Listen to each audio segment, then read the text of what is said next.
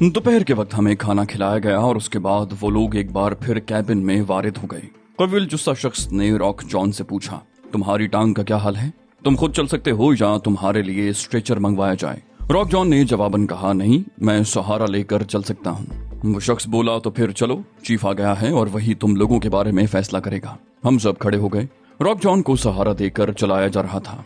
चंद Sten gun बरदार अफराद हमारे अकब में चल रहे थे। लकी हावर्ड मेरे साथ चल रही थी और हस्बे आदत मेरे कान खा रही थी। पता नहीं अब क्या होगा, खुदा जाने इन लोगों का चीफ किस किस्म का आदमी है। मुझे डर लग रहा है डियर डेनिस। मैंने उसे खामोश रहने को कहा। हमें ऊपर अरशे पर ले जाया जा रहा था। रॉक जॉन अपने साथियों के सहारे तकरीबन घिसट रहा था। उसके हलक से मुसलसल कराहें निकल रही थीं। सीढ़ियां चढ़ते हुए उसकी हालत बहुत खराब हो गई थी।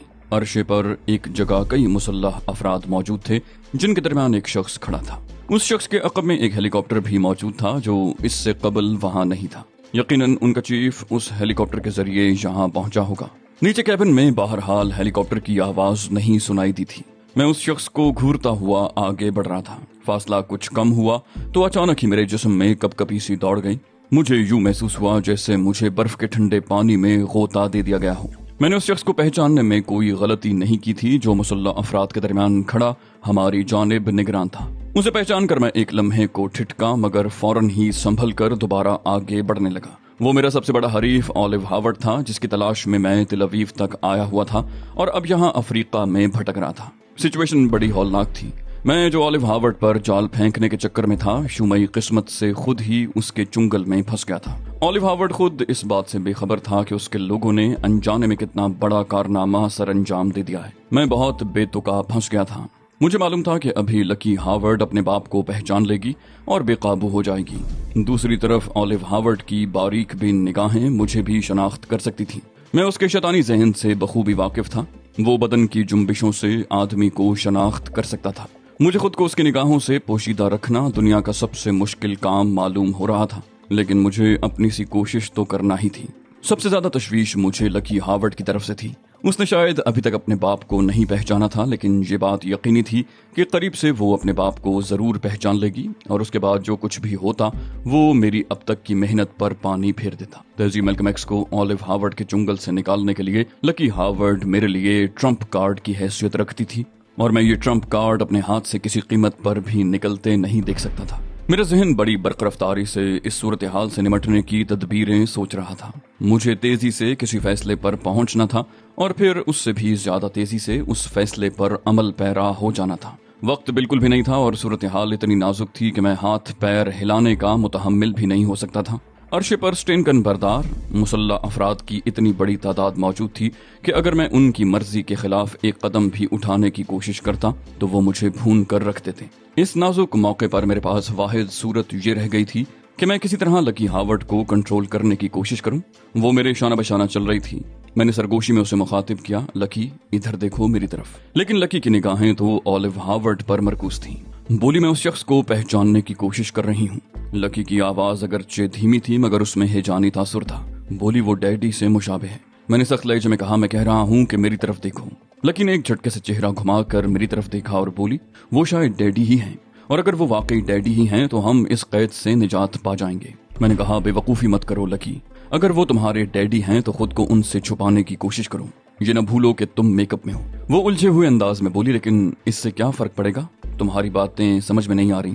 मैंने कहा, इस बात का इम्कान है कि अगर उन्होंने तुम्हें पहचान लिया तो तुम्हें अपने साथ ले जाएंगे। क्या तुम मेरी जुदाई गवारा कर लोगी? वो बोली, नहीं डेनिस, तुम्हारी जुदाई मुझसे बर्दाश्त नहीं होगी, मगर मैं उनसे कैसे बचूं? मुमकिन है वो मुझे पहचान लें। मैंने कहा, तुम उनकी तरफ देखो ही मत, सिर्फ मुझे देखो और मुझसे ही बात करो, और वो भी नीची आवाज में, और अगर मुमकिन हो तो ज्यादा से ज्यादा खामोश रहने की कोशिश करो। लकी खामोश हो गई क्योंकि हम लोग ऑलिव हावर्ड के नजदीक पहुंच चुके थे। तमाम लोग रुक गए थे। ऑलिव हावर्ड दोनों हाथ सीने पर बांधे खड़ा था। उसकी नजरें एक के बाद दीगरे हम सबके चेहरों पर से फिसल रही थी। हम सबका जायजा लेने के बाद उसने एलिस ब्रॉडवे से सवाल किया। एलिस ब्रॉडवे सबसे आगे होने की वजह से ऑलिव हावर्ड के सबसे ज्यादा नजदीक था। मेरी तवक्को के बरक्स ऑलिव हावर्ड का लहजा बहुत नरम था। मैं बड़ी तवज्जो से एलिस ब्रॉडवे का जवाब सुन रहा था। एलिस ब्रॉडवे ने हम सब के बारे में तफसील से बताकर कहा, अगर हम आपके किसी काम में हारिज हुए हैं तो ऐसा सिर्फ नादानिस्तगी में हुआ है। हमें इस बार माफ कर दिया जाए तो आइंदा हम इधर का रुख नहीं करेंगे। ऑलिव हावर्ड ने संजीदगी से कहा, हमें भी आप लोगों से कोई दुश्मनी नहीं है, लेकिन कानून कानून है। ये ममनुआ इलाका है। और अभी वो इतना ही कह पाया था कि एक शख्स दौड़ता हुआ ऑलिव हार्वर्ड की तरफ आया। ऑलिव हार्वर्ड चौंक कर उसकी तरफ देखने लगा। वो शख्स ऑलिव हार्वर्ड के करीब पहुंचकर रुका और उससे आहिस्ता आवाज में कुछ कहने लगा। उसकी बात सुनकर ऑलिव हार्वर्ड ने इस बात में सर हिलाया और फिर एक और शख्स को अपने नजदीक बुलाकर जल्दी जल्दी उससे कुछ कहा और पलट कर हेलीकॉप्टर की तरफ बढ़ गया। जो शख्स दौड़ता हुआ आया था वो हेलीकॉप्टर का पायलट था। वो दोनों हेलीकॉप्टर में सवार हो गए। हेलीकॉप्टर की मशीन स्टार्ट हुई और फिर चंद ही लम्हों के बाद हेलीकॉप्टर फजा में बुलंद होकर एक जानिब परवाज कर गया। मैंने सुकून की एक तवील सांस ली। ऑलिव हार्वर्ड के चले जाने के बायस मुझे यूं महसूस हुआ था जैसे मेरे सर से कोई भारी बोझ हट गया हो। मैं अकेला होता तो मुझे उसकी कोई खास परवाह न होती, मगर मैं लकी हार्वर्ड की तरफ से मुतफक्किर था। वो किसी वक्त भी पहचानी जा सकती थी। हम सब की नजरें हेलीकॉप्टर पर जमी हुई थी, जो तेजी से दूर होता हुआ एक नुक्ते की मानिंद नजर आने लगा और फिर वो नुक्ता भी नजरों से ओझल हो गया। सूरज मगरिब की जानिब झुकने लगा था। दूर दूर तक समंदर का नीला पानी फैला हुआ था। साफ शफाफ बादलों से बेनियाज नीलगू आसमान पर समंदरी परिंदों का एक गोल आवाजें निकालता हुआ अर्शे के ऊपर से गुजर गया। वो शख्स जिससे ऑलिव हार्वर्ड ने जाते वक्त कुछ कहा था आगे आया और बोला, चीफ को अचानक एक जरूरी काम से जाना पड़ गया है। उनकी वापसी चंद घंटे में भी हो सकती है और इसमें चंद दिन भी लग सकते हैं। चूंकि चीफ को कोई फैसला करने का मौका नहीं मिल सका, लिहाजा आप लोगों को जहाज पर ही रहना होगा। एलिस ब्रॉडवे ने कहा, हमें एक नाकर्ता गुनाह की सजा मिल रही है। उस शख्स ने कंधे उचकाते हुए कहा, हमें इस बात का एहसास है, लेकिन फिल वक्त हम मजबूर हैं। एलिस बोला, जब ये बात तय हो गई है कि हम बेकसूर हैं तो फिर हमारे बारे में फैसला क्यों नहीं हो रहा।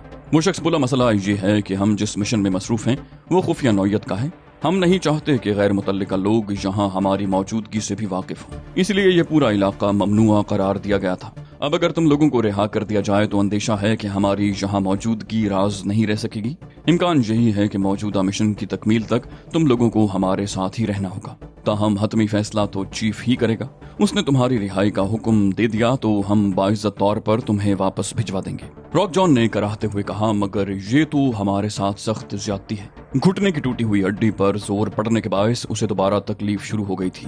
वो शख्स बोला, हमें इस ज्यादती का एहसास है और इसका इजाला करने के लिए हम महज इतना ही कर सकते हैं कि तुम लोगों को ज्यादा से ज्यादा सहूलतें बहम पहुंचाएं।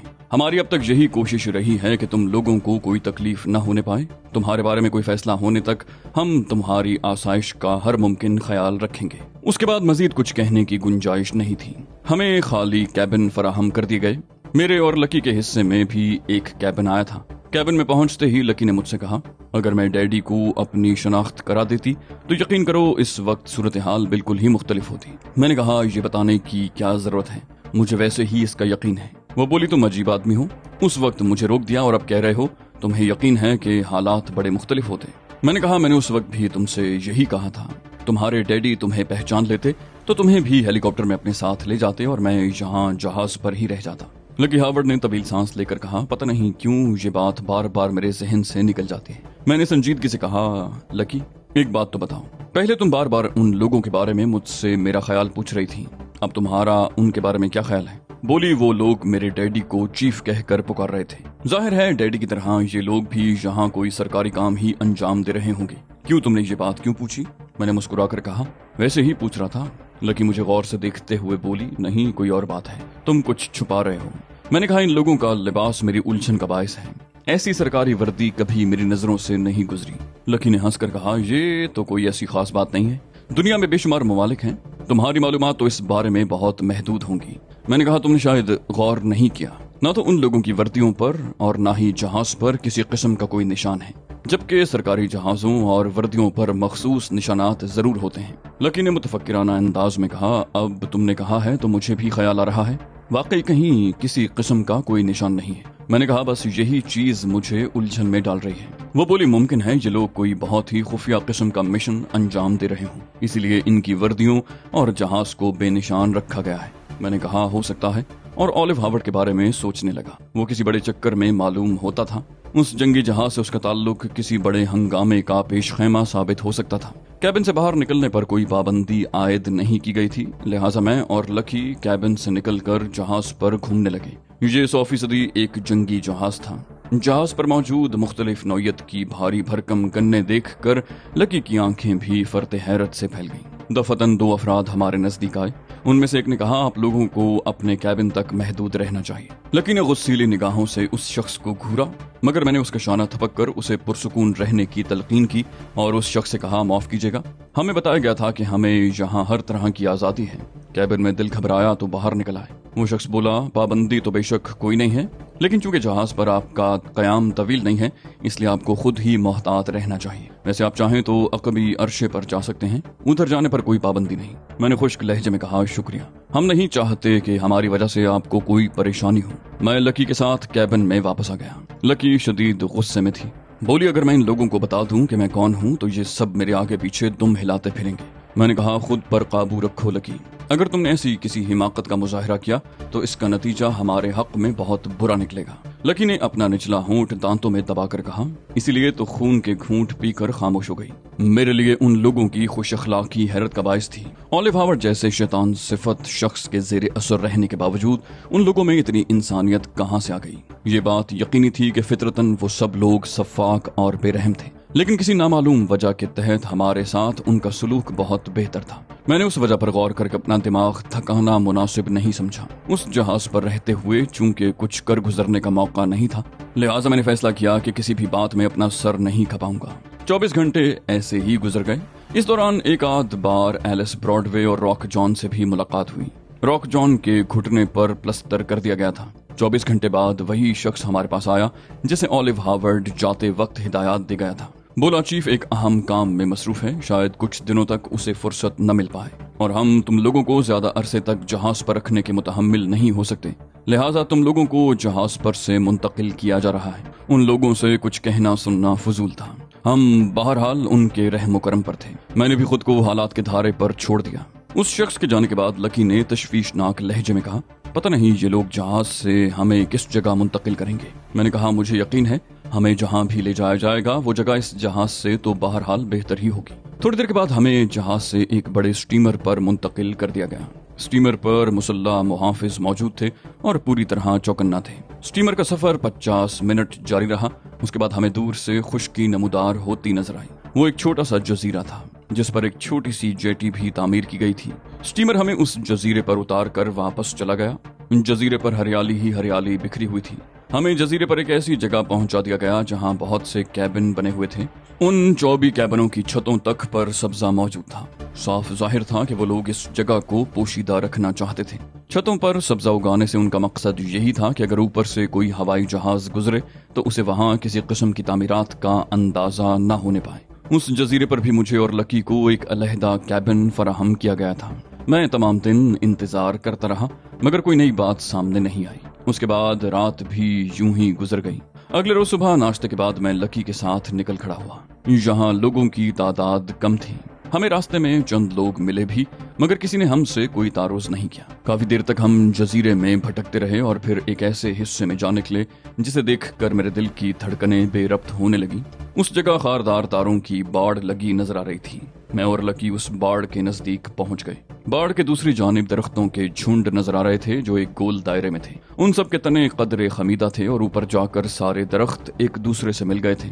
تنوں کی درمیانی جگہ پر بیلیں اگی تھیں، گویا اس طرح اس خلا کو پاٹ کر وہاں جو کچھ بھی تھا اسے پوشیدہ رکھنے کی کوشش کی گئی تھی۔ اس وقت اگر لکی میرے ساتھ نہ ہوتی تو یقیناً میں خاردار باڑ کے دوسری طرف جا کر یہ معلوم کرنے کی کوشش ضرور کرتا کہ وہاں کیا ہو رہا ہے۔ لکی بھی بے حد متجسس دکھائی دے رہی تھی۔ اس نے متحجرانہ لہجے میں کہا، یہ درخت کتنے عجیب ہیں، انہیں دیکھ کر یوں محسوس ہو رہا ہے جیسے بہت سے افراد سر جھکائے آپس میں مشورہ کرنے میں مصروف ہوں۔ میں نے کہا ہاں، اور ان کے درمیان کوئی راستہ بھی ہونا چاہیے جس سے گزر کر دوسری طرف پہنچا جا سکے۔ لکی متجسسانہ انداز میں بولی، لیکن وہاں ہے کیا؟ میں نے کہا آؤ دیکھتے ہیں، اور ہم دونوں خاردار باڑ کے درمیان سے گزر کر دوسری طرف پہنچ گئے۔ وہاں نزدیک اور دور کوئی دکھائی نہیں دے رہا تھا۔ درختوں کا جھنڈ کچھ فاصلے پر تھا۔ اس کے نزدیک پہنچنے تک میں بہت محتاط رہا، لیکن ایسا معلوم ہوتا تھا کہ وہاں واقعی کوئی نگران نہیں ہے۔ جھنڈ کے نزدیک پہنچ کر ہم اندر داخل ہونے کا کوئی امکانی راستہ تلاش کرنے لگے۔ ابھی ہمیں راستہ تلاش کرتے زیادہ دیر بھی نہیں ہوئی تھی کہ دفتن عقب سے چند افراد نمودار ہوئے جن کے ہاتھوں میں سٹین گنیں دبی ہوئی تھی۔ ان میں سے ایک نے انتہائی غصیلے لہجے میں کہا، تم لوگ ممنوعہ علاقے میں کیوں آئے ہو؟ میرے منہ سے حیرت کے عالم میں نکلا، ممنوعہ علاقہ؟ اس شخص نے ایک جانب اشارہ کیا، کیا تم نے وہ بورڈ نہیں دیکھا؟ ادھر ایک سفید تختی لگی ہوئی ہے، मैंने कहा, ओह मुझे अफसोस है, उस पर हमारी निगाह नहीं पड़ सकी। उस शख्स ने कहा, तो फिर खमियाजा भी तुम ही भुगतोगे। फिर आगे बढ़कर मुझे धक्का दिया, चलो आगे बढ़ो। उन्होंने लकी के साथ भी ऐसा ही बेरहमाना बर्ताव किया था। उसके बाद मुझे नहीं मालूम हो सका कि लकी के साथ उन्होंने क्या सलूक किया।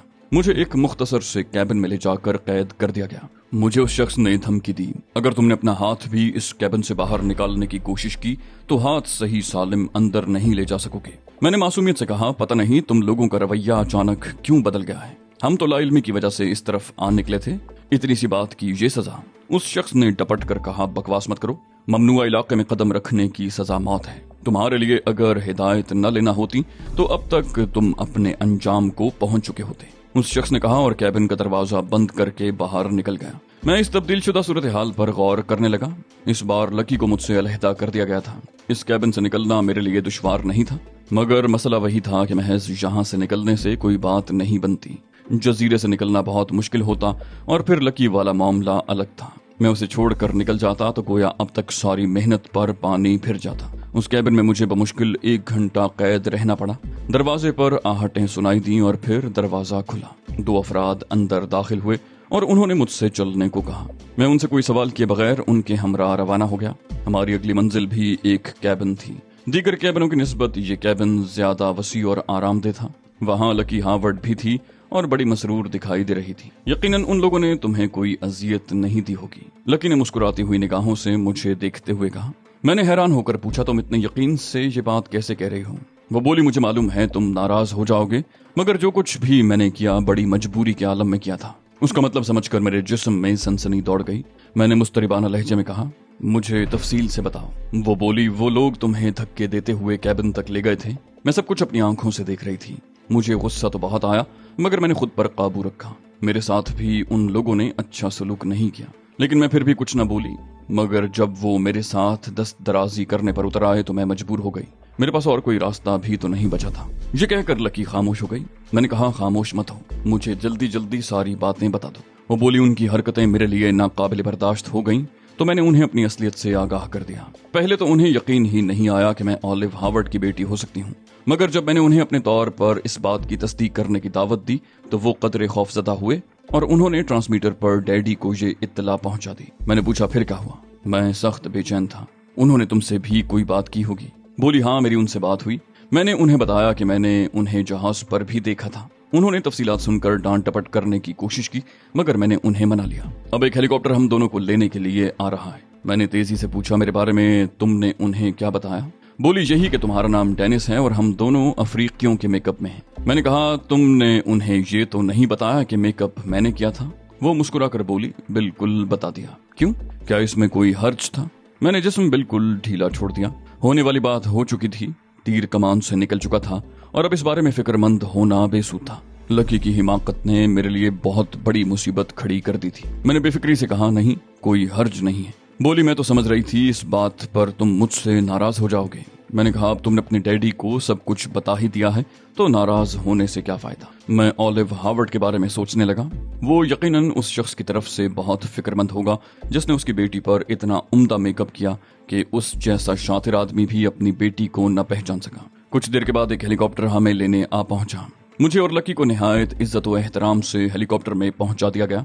हेलीकॉप्टर हमें लेकर फजा में बुलंद हो गया तो मैंने पायलट से पूछा, तुम हमें जहाज पर लेकर जा रहे हो या शिगोराय? पायलट ने मौतबाना अंदाज में कहा, हम सीधे शिगोराय जाएंगे जनाब, वहाँ मिस्टर हावर्ड आप दोनों के मुंतजर हैं।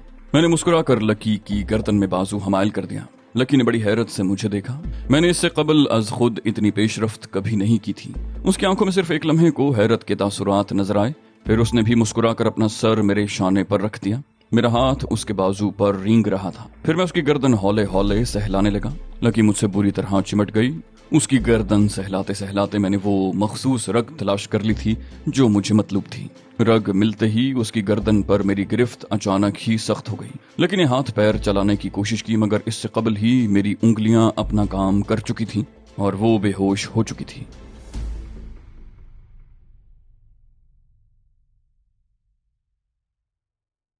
तो दोस्तों, ये थी हमारी आज की एपिसोड। उम्मीद करते हैं आपको हमारी कहानी पसंद आई होगी। जाने से पहले इस वीडियो को लाइक कीजिए और शेयर करना मत भूलिए। कमेंट करके हमें बताइए कि आपको हमारी वीडियो कैसी लगी।